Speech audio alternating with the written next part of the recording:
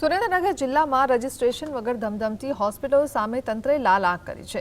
તંત્ર દ્વારા કડક આદેશ જાહેર કરીને આગામી 31 ઓક્ટોબર સુધીમાં જિલ્લાની તમામ હોસ્પિટલો, લેબોરેટરીઓ અને એક્સ-રે કેન્દ્રો માટે રજીસ્ટ્રેશન કરાવવું ફરજિયાત કરવામાં આવ્યું છે।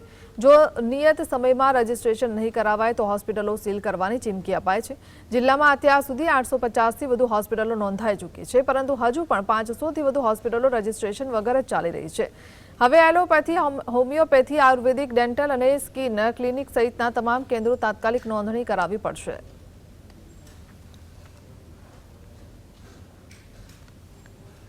નાના ક્લિનિક્સ હોય, આયુર્વેદિક દવાખાના હોય, હોમિયોપેથિક દવાખાના હોય કે લેબોરેટરીઝ હોય કે એક્સરે સેન્ટર્સ હોય, આ બધાએ ક્લિનિકલ એસ્ટાબ્લિશમેન્ટ એક્ટ 2021 અંતર્ગત રજીસ્ટ્રેશન કરાવવું ફરજિયાત છે। એ પ્રક્રિયામાં એવું છે કે પહેલા એમને નોટિસ આપવામાં આવે છે અને એમને પૂરતો સમય આપવામાં આવે છે કે કેમ રજીસ્ટ્રેશન કરાયું નથી, અને એના પછી જો એ કોઈ પણ નોટિસના કે એવી રીતે સંતોષકારક જવાબ ન આપે ત્યારે પછી હોસ્પિટલનું રજીસ્ટ્રેશન બંધ કરવામાં કે કેન્સલ કરવામાં આવે છે।